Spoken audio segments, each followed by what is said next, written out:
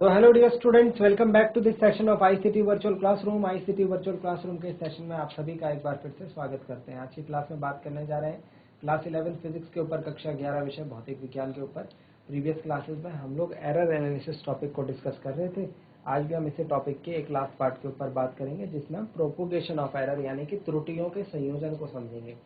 हम लोग देखते हैं कि अगर हमको कोई मेजरमेंट करनी है, कोई कैलकुलेशन करनी है ना, और उस कैलकुलेशन में कोई क्वांटिटीज ऐसी हैं कि जिनमें मेजरमेंट इन्वॉल्व है, तो मेजरमेंट में हमने देखा है, माप करते वक्त हमने ये देखा है कि कुछ ना कुछ त्रुटि आ जाती है, जो एरर में हमने पढ़ा था। अब अगर हम उनको कैलकुलेट करेंगे तो वो त्रुटियां भी जो है वो साथ में कैलकुलेट हो जाएंगी। तो इस केस में हम क्या करें, त्रुटियों का संयोजन कैसे करें, ये हम आज की क्लास में सीखेंगे, है ना। तो हमारा जो आज का टॉपिक है वो है, इसके अंतर्गत आता है प्रोपोगेशन ऑफ एरर।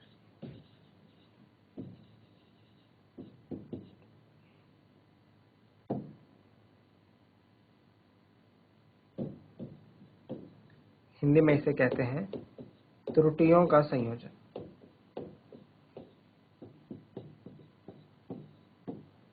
चलिए, तो मैंने क्या बोला, जब हम कैलकुलेशन करेंगे, जब हम क्या करेंगे, कैलकुलेशन करेंगे, तो कैलकुलेशन में हम क्या क्या क्या करते हैं, कुछ बेसिक ऑपरेशंस करते हैं, है ना, कुछ बेसिक क्रियाएं करते हैं।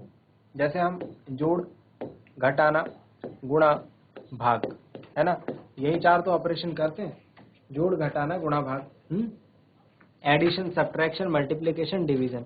और एक हम यहाँ पर एक्सपोनेंट यानी पावर वाला चीज भी देखेंगे कि पावर में अगर हमारे पास कैलकुलेशन हो रही हो तो वहां पर त्रुटियों को हम कैसे करके संयोजन करेंगे, यानी कैसे करके प्रोपोगेट करेंगे। तो देखना जरा ध्यान से। सबसे पहले हम बात करते हैं एडिशन और सब्ट्रैक्शन की।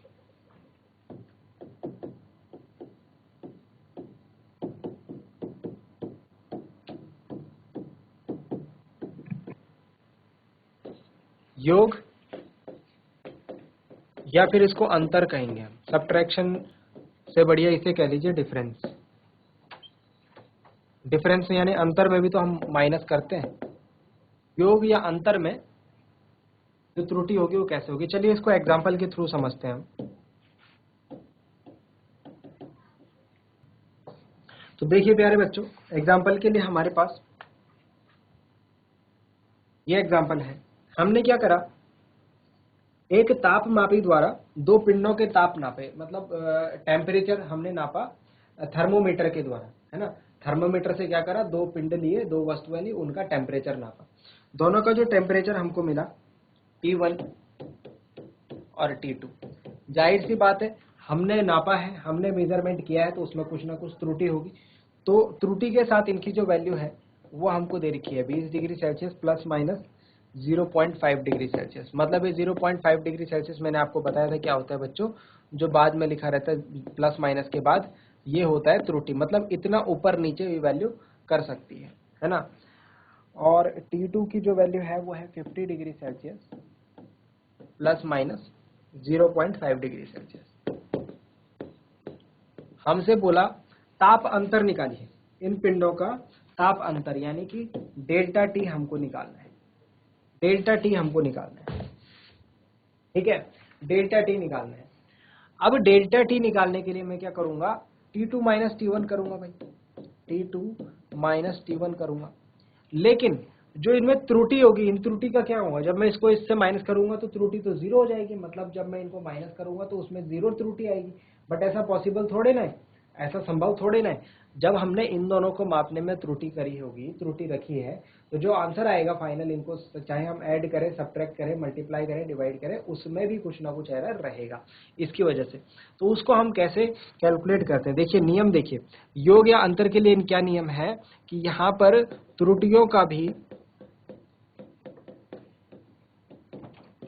योग या अंतर, त्रुटियों का योग किया जाता है, त्रुटियों का योग किया जाता है, ठीक है। तो अगर योग या अंतर करने को कुछ बोल दिया तो वहां पर आप कैसे निकालेंगे, देखो T2 minus T1 plus minus plus minus plus minus ये 0.5 प्लस 0.5, क्या बोला त्रुटियों का योग करना है। इसमें कितनी त्रुटि है 0.5, इसमें कितनी है, तो इसका योग कर देना है। तो मतलब फाइनल आंसर आ जाएगा T2 माइनस T1, 50 में से 20 गए, ये तो हम जानते हैं। अंतर कैसे निकालते हैं, बड़े में से छोटा घटाना है, प्लस माइनस ये कितना आ गया भाई 1.0, तो टोटल कितना हो गया 30 डिग्री सेल्सियस इसका अंतर आ जाएगा, प्लस इसमें 1 डिग्री सेल्सियस का इसमें त्रुटि रहेगी। ये आया हमारा डेल्टा टी, जिसमें हमने त्रुटि के साथ आंसर निकाला है। तो इसे बोलते हैं त्रुटियों का योग या अंतर। अगर यहाँ पर प्लस करने को बोला रहता तो भी ये प्लस होता। तो जब हम कभी योग करेंगे या अंतर करेंगे तो उसमें त्रुटियां क्या हो जाती है, त्रुटियों का योग किया जाता है, ये बात ध्यान रखना। ठीक है, इधर तो जो काम करना है आपको करेंगे, अंतर बोला मतलब माइनस करो, ऐड बोला मतलब प्लस करो, इधर तो जो काम करना है करो, लेकिन त्रुटि के साथ क्या करो, त्रुटि का योग करो। ये बात यहाँ पर हमने सीखी। नोट डाउन करेंगे इस एग्जाम्पल।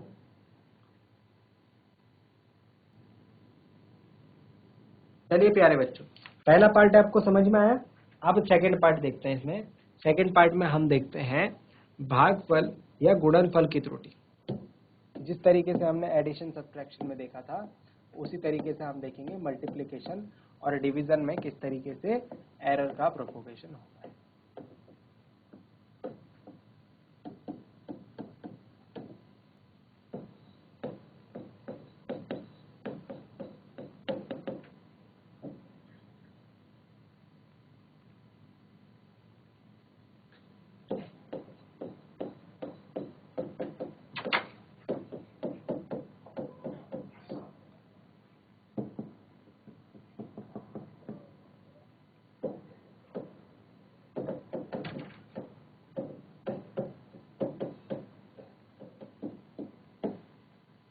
चलिए इसको भी हम एक एग्जांपल के थ्रू देखते हैं।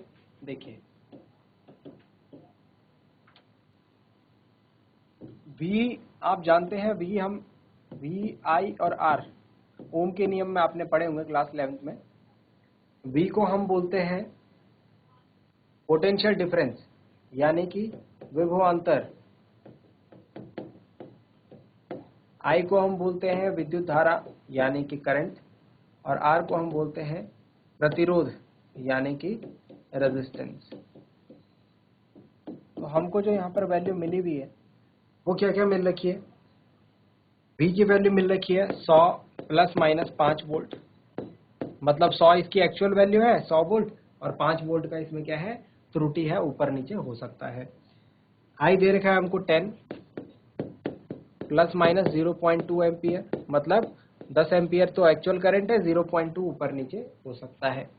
प्रतिरोध हमको निकालना है कि प्रतिरोध में कितनी त्रुटि होगी। ठीक हो गया। अब आप जानते हैं, चूंकि हम ये बात जानते हैं कि R इज इक्वल टू क्या होता है, V is equal to I R होता है ओम के नियम से। ओम के नियम से V बराबर आई आर होता है ना। तो R बराबर क्या हो जाएगा V अपॉन आई, मतलब R निकालने के लिए मुझे क्या करना पड़ेगा, V और I का भागफल करना पड़ेगा। अब V और I में क्या है भाई त्रुटि है, तो इनको तो मैं डिवाइड कर दूंगा, V और I को मैं डिवाइड कर दूंगा, इसमें तो कोई दिक्कत नहीं है, लेकिन त्रुटि के साथ क्या होगा इसको समझिए। जब हम ऐसा करें भागफल या गुणनफल में, तो एक बात ध्यान रखें, जब दो राशियों का, तो जो आपेक्षिक त्रुटि होगी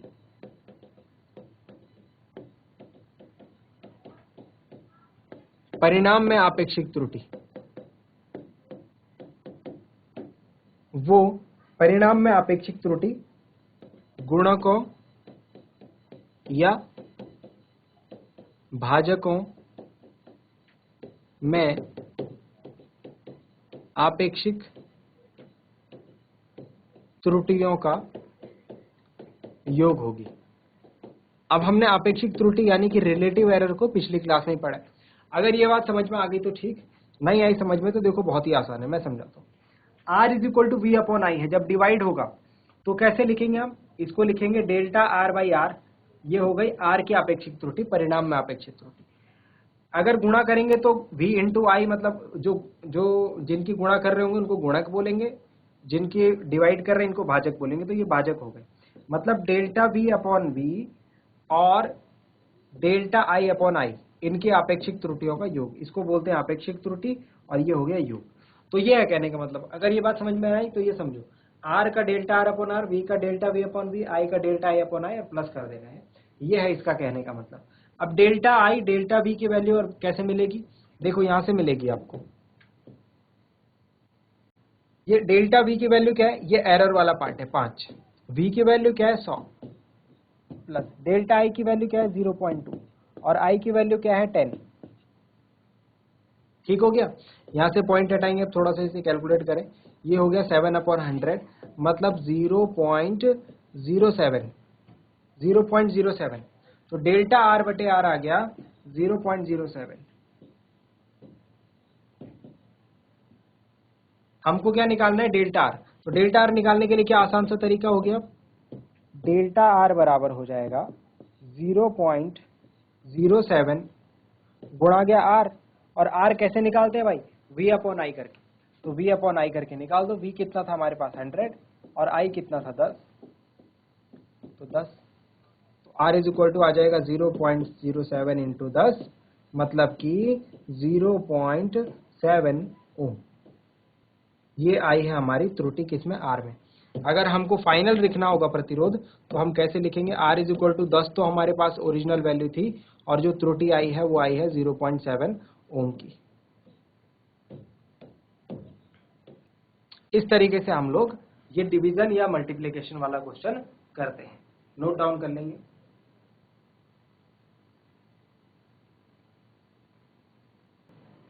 चलिए, अब लास्ट एक और टाइप इसमें आ जाता है घात में त्रुटि। लास्ट इसमें आ जाता है एक और टाइप, घात में त्रुटि। यानी पावर में अगर हमको कोई एक्सप्रेशन दे रखा होगा तो उसमें त्रुटि हम कैसे निकालते हैं। तो मैं इसको भी एक एग्जांपल के थ्रू समझाता हूँ, ठीक है। बेसिकली इसमें एग्जांपल ही आएगा आपके पास, है ना, मतलब क्वेश्चन टाइप में ही आपको इसको करने को मिलेगा, है ना। बाकी अदरवाइज हमने इसको समझा भी दिया। जैसे सपोज आपको दे रखा है कि कोई राशि z is equal to, z जो है वो किस किस पर निर्भर करती है, a की पावर 4, b की पावर 1/3 अपॉन इंटू डी की पावर 3/2। तो जो z में जो त्रुटि होगी उसको हम ऐसे लिखेंगे, delta z upon z is equal to delta a upon a, delta b upon b, delta c upon c और डेल्टा d अपॉन d। ठीक है, क्या करना है, इसको मैंने क्या बताया था, इसको बोलते हैं आपेक्षिक त्रुटि। Delta z upon z, z की आपेक्षिक त्रुटि, डेल्टा a अपॉन a की आपेक्षिक त्रुटि, ये b की, ये c की, ये d की। रिलेटिव एरर आपेक्षिक त्रुटि, ये हमने सीखा है। अब क्या करना है, जो इनके साथ कोएफिशिएंट है उनकी गुणा कर देनी है, इसके साथ 4 की, इसके साथ 1/3 की, जो इनकी पावर है उसकी, उसको इनका कोएफिशिएंट बना देना है। c के साथ कोई नहीं लिखा हुआ तो ऐसे रहने देंगे, और d के साथ 3/2 और इनको ऐड कर देना है, बस सिंपल। ये करेंगे हम इसमें। तो जो परिणाम में आपेक्षिक त्रुटि होगी वो सभी जो भौतिक राशियां हैं उनमें आपेक्षिक त्रुटि का योग होगा, जबकि उनकी घातों को उनकी आपेक्षिक त्रुटियों के साथ गुणा किया जाए। यह है इसका कहने का मतलब। अभी इतनी लंबी चौड़ी बात हम वर्ड्स में लिखेंगे, थोड़ा लेंदी बन जाएगा, बट समझो इसको। z इज इक्वल टू अगर ये दे रखा होगा तो सिंपली ये काम कर देना है। अब इस पर एक क्वेश्चन देखिए, इस पर एक क्वेश्चन देखिए, एक एग्जाम्पल देखेंगे इससे। हमको क्वेश्चन दे रखा है, एक फॉर्मूला होता है T is equal to 2 pi under root L upon g. ये फॉर्मूला होता है सरल लोलक का आवर्तकाल, time period of simple pendulum. सरल लोलक का आवर्तकाल, time period of simple pendulum, ठीक है, उसका ये फॉर्मूला है। हमसे क्या बोला, L का मापित मान, कैपिटल L का जो मापित मान है, यानी जो यहाँ पर स्मॉल l हमने लिखा हुआ है, इसका मापित मान 20 सेंटीमीटर है। और देखो इसमें क्वेश्चन थोड़ा घुमा के दे रखा है, मैं समझाता हूं आपको। जो जो क्वेश्चन में दे रखा है पहले मैं इसमें लिख लेता हूं। 1 मिलीमीटर की यथार्थता है, यानी 1 मिलीमीटर तक का प्रिसीजन इसमें है, ठीक है। त्रुटि नहीं दे रखी है, ये बता रखा है 1 मिलीमीटर तक यथार्थता है, ठीक है। और क्या दे रखा है, 100 दोलनों का समय, यानी 100 ऑसिलेशंस का जो टाइम है, 100 दोलनों का समय वो दे रखा है 90 सेकेंड, 90 सेकेंड लग गए इसमें, ठीक है। और कलाई घड़ी से इसको नापा है, कलाई घड़ी से इसको नापा है हमने, यानी कलाई घड़ी में हम मिनिमम कितना टाइम ले सकते हैं, एक सेकंड तक हम सबसे छोटा से छोटा टाइम नाप सकते हैं। मतलब 1 सेकंड उसका मिनिमम टाइम हो गया, विभेदन जिसको हम कहते हैं, ठीक है, वो 1 सेकंड हो गया। ये क्वेश्चन में दे रखा है, बोला जी के मान की क्या यथार्थता है। यहाँ पर जी के मान की क्या यथार्थता है, मतलब कितना सही आपको यहाँ पर जी का मान देखने को मिलेगा, ये बोला जा रहा है हमसे क्वेश्चन में। देखिए इतना इंपॉर्टेंट क्वेश्चन, इतना घुमा फिरा के हमसे क्वेश्चन जो है ये पूछा जा रहा है।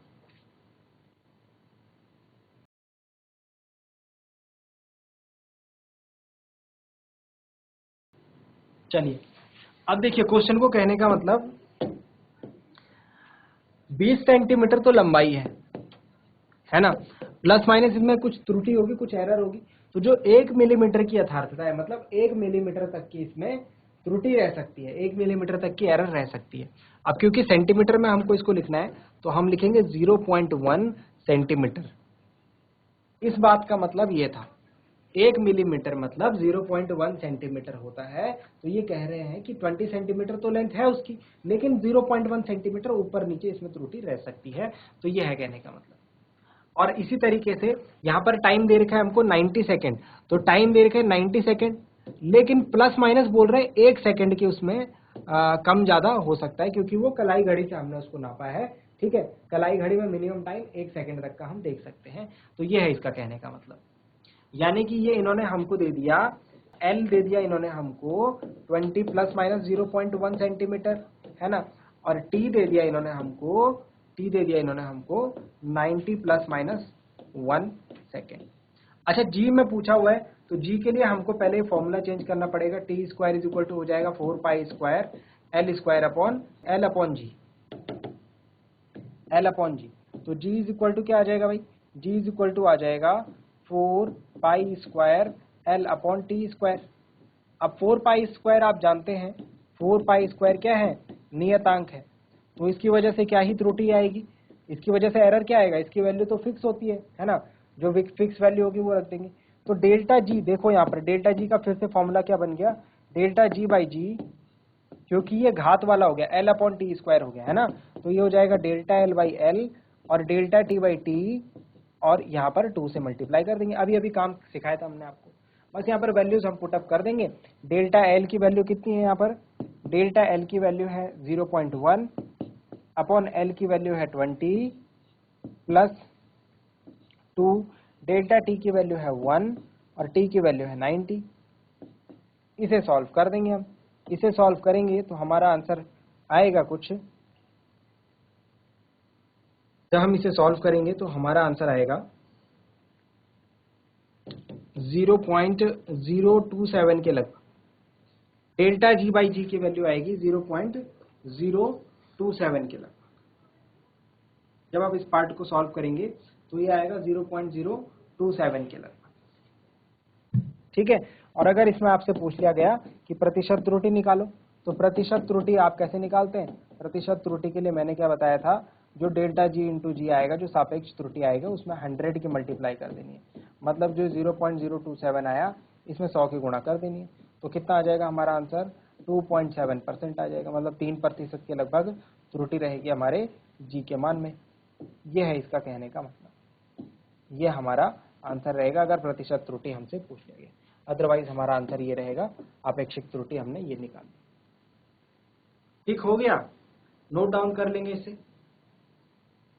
नोट डाउन कर लेंगे जल्दी से।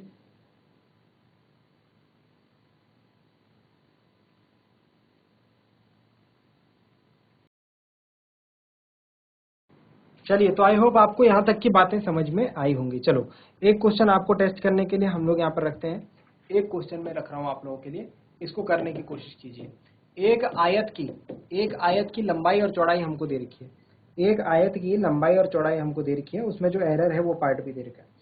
ये दे रखा है 4 प्लस माइनस 0.04 मीटर, और ये दे रखा है 2 प्लस माइनस 0.02 मीटर, ठीक है। आयत की यानी रेक्टेंगल की लंबाई और चौड़ाई हमको दे रखी है। हमसे बोला गया कि इसके क्षेत्रफल में इसका क्षेत्रफल ज्ञात करो। हमसे सीधे ये बोला गया इसका क्षेत्रफल ज्ञात करो त्रुटि के साथ। कितना त्रुटि होगी ये भी बताओ। चलो 1 मिनट का टाइम, फटाफट सॉल्व करेंगे इसको, फिर मैं आपको इसका सॉल्यूशन देता हूं।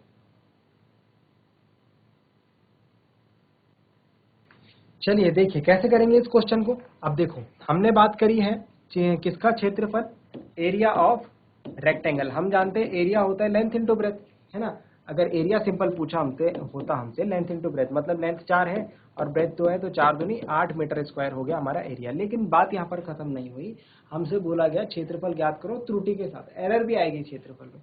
अभी क्षेत्रफल में त्रुटि के लिए क्या करेंगे, देखो भाई आप जानते हैं यहाँ पर मल्टीप्लीकेशन हो रहा है और गुणनफल वाले में हम क्या करते हैं कि जो आपेक्षिक त्रुटियां होती हैं वो इनके योगफल के बराबर होती हैं, है ना। ये बात हम जानते हैं। अब यहां से हम डेल्टा ए की वैल्यू निकालेंगे। यहां से हम क्या करेंगे, डेल्टा ए की वैल्यू निकालेंगे। डेल्टा ए बाई ए की वैल्यू कितनी आई 8। डेल्टा एल कितना है 0.04, एल कितना है 4 प्लस डेल्टा बी कितना है 0.02, बी कितना है 2। ठीक हो गया। यहाँ से पॉइंट हटाओ, यहाँ 2 0 लगाओ, पॉइंट हटाओ 2 0 लगाओ, ठीक है। 200 हो जाएगा और 400 सा हो जाएगा। तो देखो delta A is equal to आ जाएगा प्यारे बच्चों, delta A by 8 is equal to आ जाएगा 2/100। तो delta A will be equal to 2/100 into 8, मतलब 50, तो 8/50, है ना। Delta A is equal to आ जाएगा, इसको हम सिंप्लीफाई कर लेंगे। देखो इसको कैंसिल आउट नहीं करते, 2/100 इंटू 8 तो हो जाएगा 16/100, और 16/100 मतलब 0.16। तो इतनी त्रुटि है भाई। तो हमारा क्षेत्रफल क्या आएगा, जो फाइनल आंसर आएगा क्षेत्रफल यानी कि एरिया, एरिया क्या होगा, एरिया तो हमारा 8 होगा प्लस उसमें 0.16 मीटर स्क्वायर का एरर भी आएगा। तो ये हमारा फाइनल आंसर होगा। इस तरीके से हम त्रुटियों का संयोजन यानी कॉम्बिनेशन ऑफ एरर देखते हैं। चलिए जल्दी से नोट डाउन करेंगे, जल्दी से नोट डाउन कर लें इस क्वेश्चन को भी, और इस तरीके से बाकी क्वेश्चन जो आपके बुक में है उनको भी सॉल्व करें। तो चलिए डियर स्टूडेंट्स, आई होप आप सबको ये जो बातें हमने डिस्कस करी हैं ये समझ में आई होंगी और इंटरेस्टिंग लगी होंगी। कुछ नया सीखने को आपको आज की क्लास में जरूर मिला होगा। साथ ही साथ ये भी उम्मीद करते हैं कि आप इन चीज़ों को घर से एक बार रिवाइज करके जरूर लाएंगे। अगले क्लास में हम एक नए टॉपिक पर डिस्कशन करेंगे। आपका जो नेक्स्ट चैप्टर है काइनेमेटिक्स का, मोशन इन वन डायमेंशन, इसके ऊपर बात करेंगे। आज के लिए इतना ही, मिलते हैं अगली क्लास में ऐसे ही किसी इंपॉर्टेंट और इंटरेस्टिंग टॉपिक के साथ। क्लास से जुड़े रहने के लिए आप सभी का बहुत बहुत धन्यवाद। Thank you very much and have a nice day.